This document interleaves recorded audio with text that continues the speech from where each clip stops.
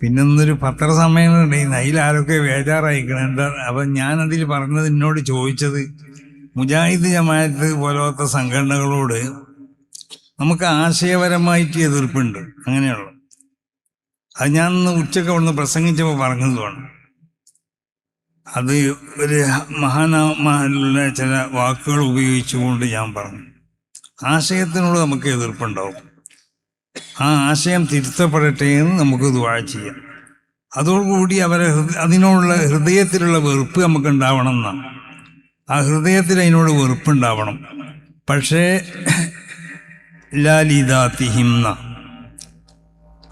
അവരെന്നുള്ള നിലക്കുള്ള വെറുപ്പല്ല, ഈ ആശയക്കാരായി എന്നുള്ള നിലക്കുള്ള വെറുപ്പാണ് ഉണ്ടാവേണ്ടത്. അപ്പം ഞാൻ പറഞ്ഞു, എനിക്ക് ആശയത്തിനോട് എതിർപ്പുണ്ട്. ഞാൻ എപ്പോഴും മുജാഹിദിൻ്റെ ജമാഅത്തിൻ്റെ ഒക്കെ എല്ലാ ആശയങ്ങളെയും എതിർക്കുന്ന ആൾ മാത്രമല്ല, അതിൻ്റെ ലക്ഷ്യങ്ങൾ ഒരുപാട് ശേഖരിച്ചു വെച്ച ആളാണ് ഞാൻ. എനിക്ക് ധൈര്യത്തോടു കൂടിയല്ലേ എതിർക്കാൻ കഴിയും ഏത് ആശയങ്ങളുണ്ടെങ്കിലും. അപ്പോൾ അത് അഹ്ലുസുന്നത്തി വൽ ജമാഅത്തിൻ്റെ അഖീദകൾ അത് വളരെ സലക്ഷ്യം അത് സ്ഥിരപ്പെടുത്താനൊക്കെ എനിക്ക് കഴിയുകയും. ഞാൻ ഏതൊരു മുജാഹിദ് മൗലവിൻ്റെ ഒരു പ്രസംഗം കേട്ടു.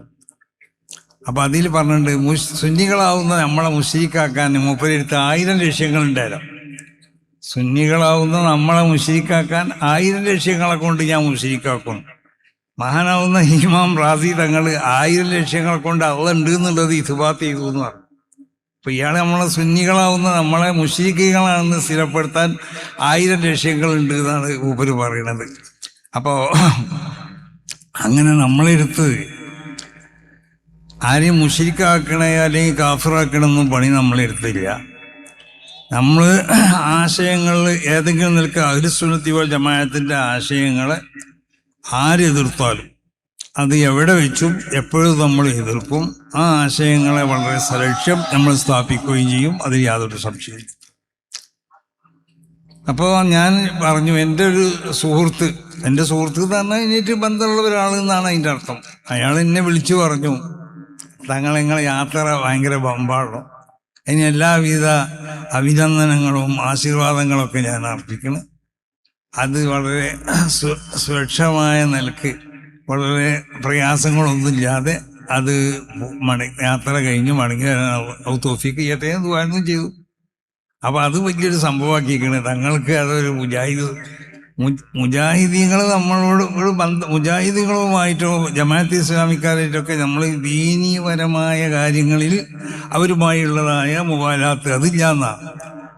അല്ലാതെ അവർ നമ്മളൊരു മുജാഹിദ് നമ്മളടുത്ത് താമസിക്കുന്നുണ്ട്, അവനോട് ചിരിക്കാൻ പാടില്ല എന്നോ അല്ലെങ്കിൽ അവനെ കണ്ടാൽ എന്തെങ്കിലും സംസാരിക്കാൻ അതൊന്നും സുന്നികളെ ആ തെർക്കുൽ മുവാലാത്ത് എന്ന് പറഞ്ഞതിൽ പെട്ടതല്ല. അങ്ങനെ ആരെങ്കിലും തെറ്റിദ്ധരിക്കപ്പെട്ടിട്ടുണ്ടെങ്കിൽ അത് തെറ്റിദ്ധരിക്കപ്പെട്ടതാണ്, അത് തിരുത്തുകയും വേണം.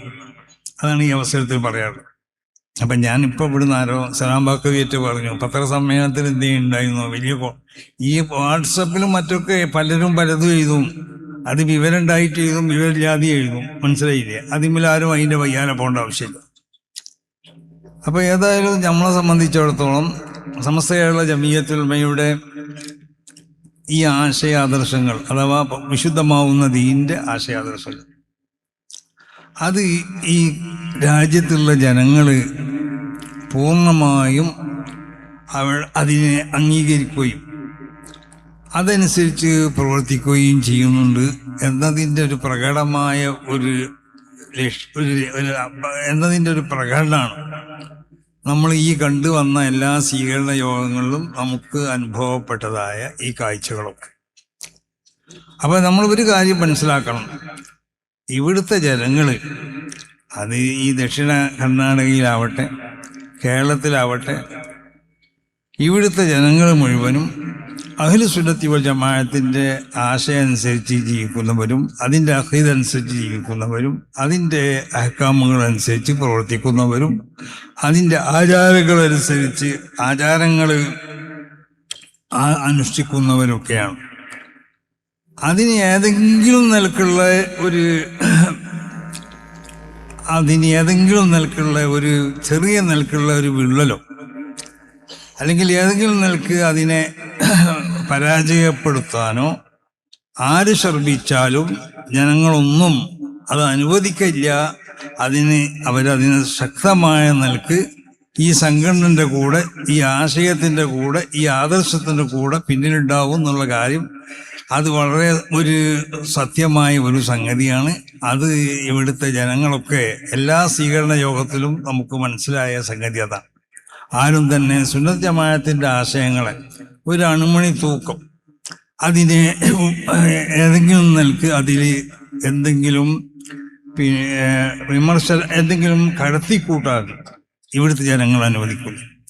ഈ സംഘടന ഏതെങ്കിലും നിലക്ക് അതിനെ തകരാറിലാക്കാനോ അതിനെ പരാജയപ്പെടുത്താനോ അതിനെ ഇല്ലാതെയാക്കാനോ ഇവിടുത്തെ ആരും ശ്രമിക്കേണ്ട എന്നാണ് എല്ലാവരോടും പറയാനുള്ളത്.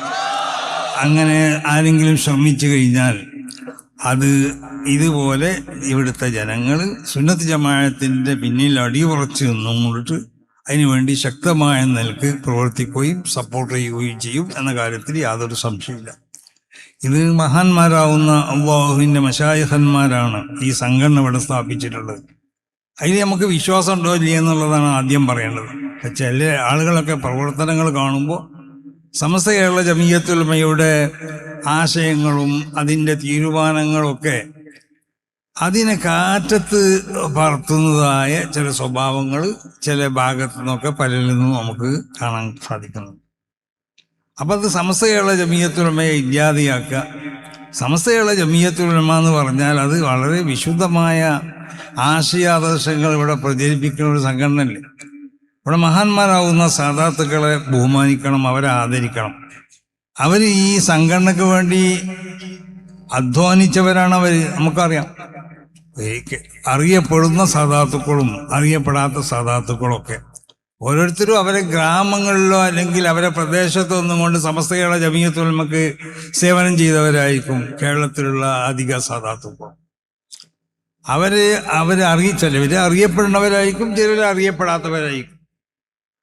പക്ഷേ സമസ്ത കേരള ജമിയത്തുൽ ഉലമയുടെ സന്ദേശം എല്ലാ സ്ഥലങ്ങളിലും എത്തിക്കുന്നതിൽ അവർ പ്രാദേശികമായിട്ടോ അല്ലെങ്കിൽ മറ്റു നിലക്കോ അവരൊക്കെ ഭാഗവക്കായിട്ടുണ്ട്. അതുകൊണ്ടാണ് മഹാന്മാരാവുന്ന സാദാത്തുക്കൾ അവർ നമുക്കുള്ളതായ ഒരു ഏറ്റവും വലിയ ഒരു നിധിയാണ് സാദാത്തുക്കൾ. അവർ നമ്മൾ ആദരിക്കുകയും ബഹുമാനിക്കപ്പെടേണ്ട ആളുകളാണ് മഹാന്മാരാവുന്ന സാദാത്തുക്കൾ. അവരെ ബഹുമാനിക്കുക എന്നുള്ളത് അവർ ദീനിൻ്റെ ഷിയാറുകളാണ്. ആ ഷിയാറുകളെ നമ്മൾ തഅ്ലീം ചെയ്യണം. ആ തഅ്ലീമിൻ്റെ ഒരു ഭാഗമാണ് മഹാന്മാരാവുന്ന സാദാത്തുക്കളെ ബഹുമാനിക്കുക.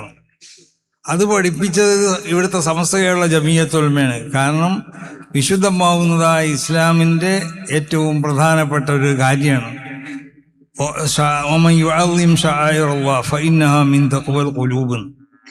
അപ്പൊ ദീനിന്റെ ഷിയാറുകളായി കണക്കാക്കപ്പെടുന്ന എന്ത് സാധനങ്ങളുണ്ടെങ്കിലും അത് സ്ഥലങ്ങളാവട്ടെ അല്ലെങ്കിൽ സമയങ്ങളാവട്ടെ അല്ലെങ്കിൽ വ്യക്തികളാവട്ടെ എന്തായാലും അതിന് തഅ്ലീം ചെയ്യണമെന്ന്.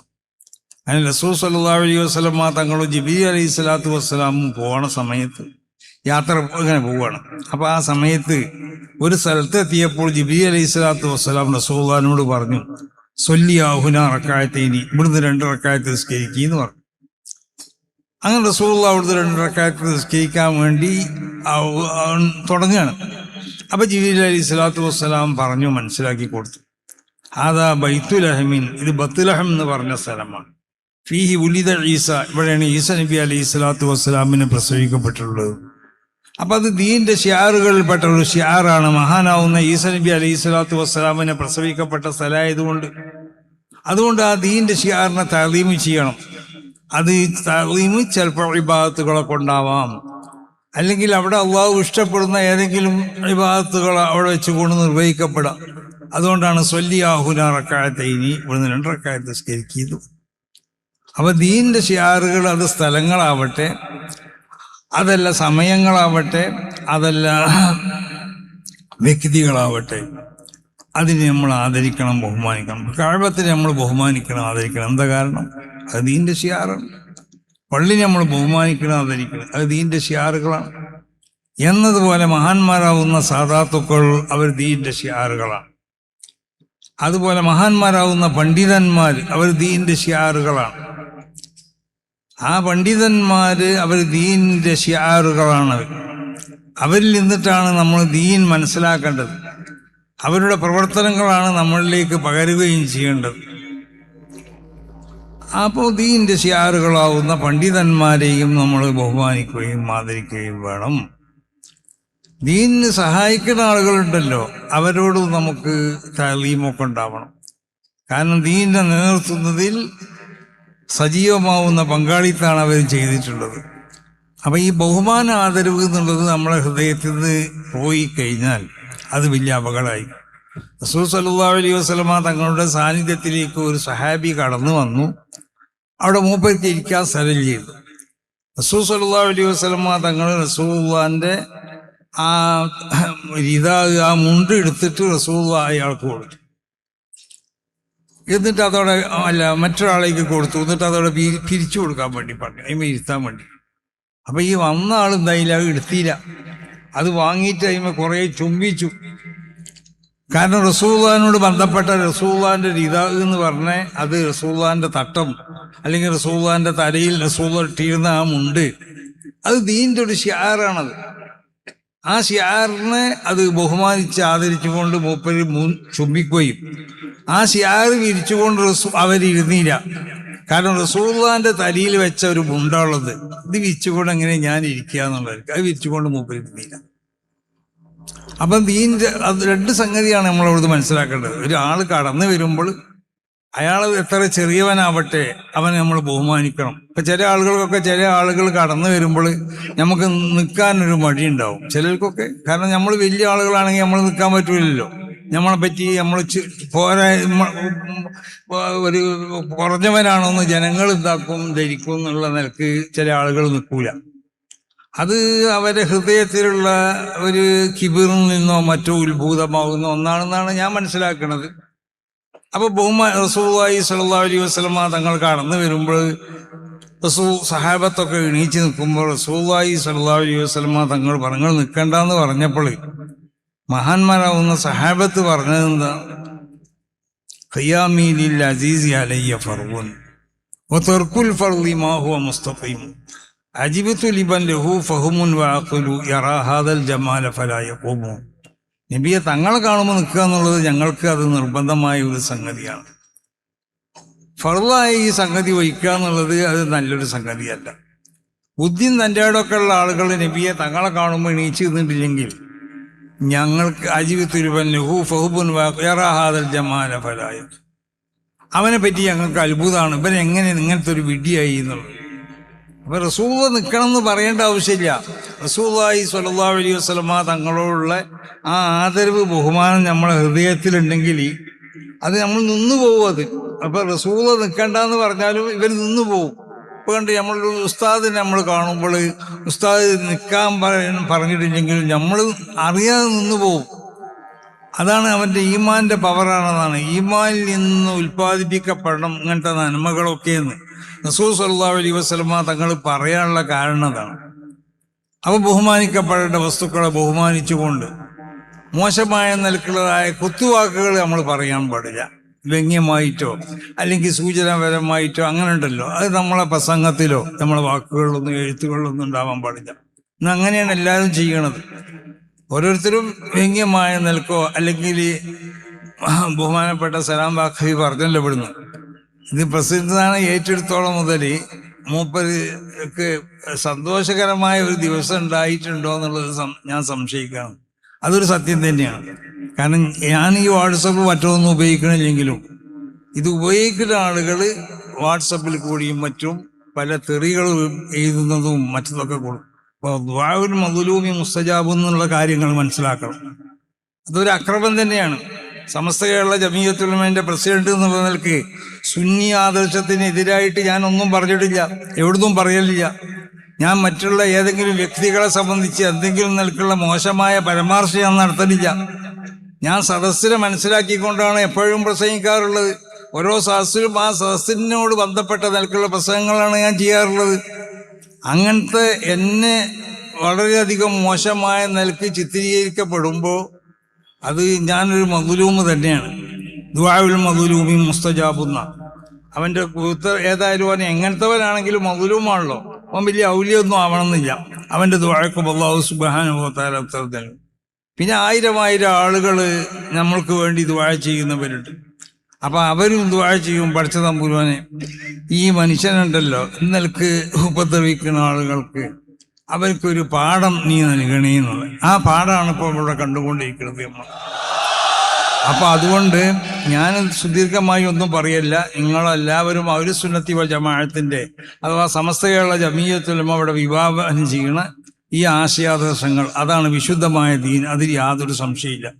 അതിനൊരു നീക്കുപോക്കിന് നമ്മൾ തയ്യാറല്ല. ഒരു നിൽക്കും അതിൽ ആരും കൈകടത്തിയാലും ആ കൈകളൊക്കെ അതെനിക്ക് നമ്മൾ പറഞ്ഞ് മനസ്സിലാക്കി കൊടുക്കും. നിങ്ങളെ ഈ കൈകടത്തലൊന്നും ശരിയല്ല, അല്ലെങ്കിൽ അതിനെ എതിർക്കും. നമ്മൾ കണ്ടില്ലേ, സമസ്ത കേരള ജമീയത്തുൽ ഉലമയുടെ മക്കള്, ഇസ്തിഖാമയുടെ മക്കള് ഇപ്പൊ അടുത്ത ദിവസം നബി സല്ലല്ലാഹു അലൈഹി വസല്ലമ തങ്ങളുടെ മൗലിദ് അത് വിദ്യാർത്ഥാണെന്നും അത് ഇസ്ലാമിക അല്ല എന്നൊക്കെ പറയുന്നവരായിട്ട് ഒരു വാദപ്രതിവാദം അവർ നിശ്ചയിച്ചിരിക്കുകയാണ്.